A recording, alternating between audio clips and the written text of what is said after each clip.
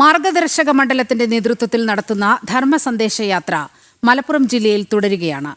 മഹാസംഗമം താനൂർ ശോഭപ്പറമ്പിൽ നടക്കുകയാണ്. സന്യാസിമാർ നിലവിളക്ക് കൊളുത്തി ഉദ്ഘാടനം ചെയ്തു. മാർഗദർശക മണ്ഡലം സംസ്ഥാന അധ്യക്ഷൻ സ്വാമി ചിദാനന്ദപുരി ധർമ്മസന്ദേശം നൽകുകയാണ്. തത്സമയ ദൃശ്യങ്ങൾ കാണാം. ദേശീയ മാർഗദർശക മണ്ഡലം ഒത്തുചേരും. എന്നാൽ കേരളത്തിൽ വ്യവസ്ഥാപിതമായി ഇതിൻ്റെ പ്രവർത്തനം നടക്കുകയാണ്. പരമപൂജ്യ സത്യാനന്ദ സരസ്വതി സ്വാമികൾ, പരമപൂജ്യ നിത്യാനന്ദ സരസ്വതി സ്വാമികൾ, പരമപൂജ്യ വേദാനന്ദ സരസ്വതി സ്വാമികളൊക്കെ ഇതിന് നേതൃത്വം നൽകി. കേരളത്തിൽ നമുക്ക് തീർത്തു പറയാം, എല്ലാ ആശ്രമങ്ങളുടെയും സന്യാസി ശ്രേഷ്ഠന്മാരുടെ സഹയോഗത്തോടുകൂടി ഒന്നിച്ച് കൂടിയിരുന്ന ആലോചനകൾ ചെയ്യുന്ന ഒരു സമ്പ്രദായം നിലവിലുണ്ട്. ആ ചർച്ചകളിൽ ഇത്തരമൊരു ധർമ്മസന്ദേശ യാത്രയെക്കുറിച്ച് ചർച്ച വന്നു, തീരുമാനം വന്നു. എല്ലാ ആശ്രമങ്ങളും ഒത്തൊരുമിച്ചു.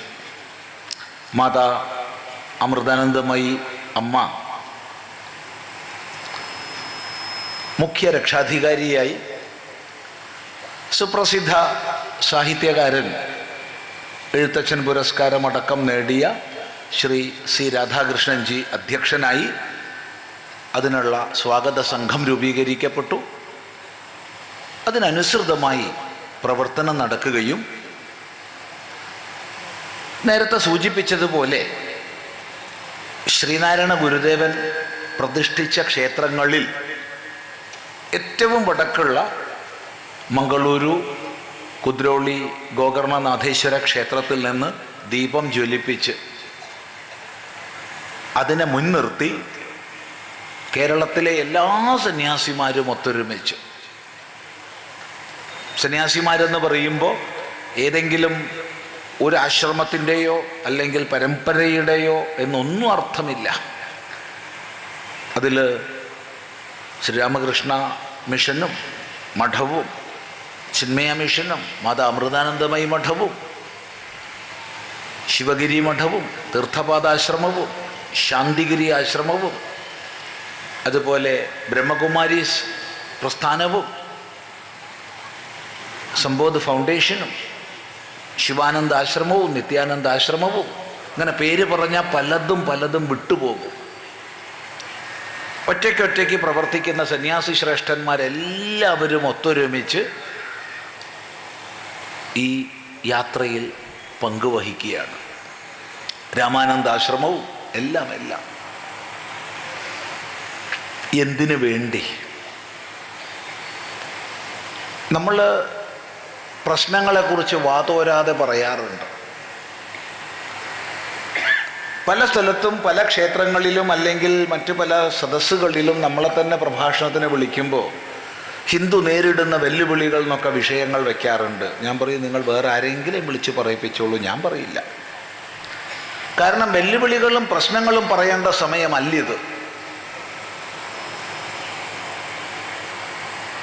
മറിച്ച് അത്തരം വെല്ലുവിളികൾക്ക് എന്താണ് മറുപടി, പ്രശ്നങ്ങൾക്ക് എന്താണ് പരിഹാരം, അത് സമാജത്തെ ബോധിപ്പിക്കേണ്ട സമയമാണ്.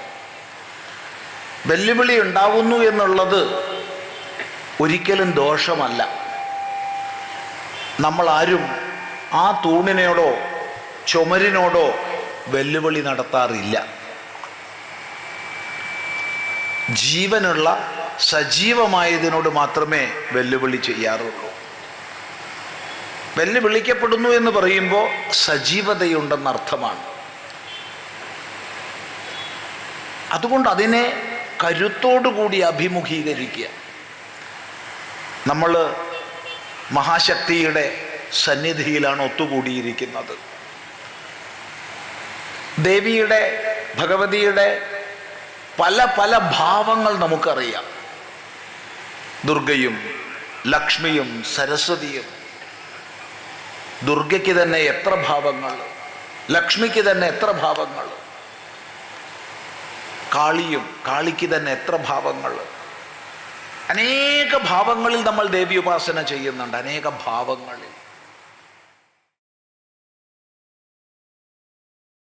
ധർമ്മസന്ദേശയാത്ര മലപ്പുറം ജില്ലയിൽ തുടരുകയാണ്.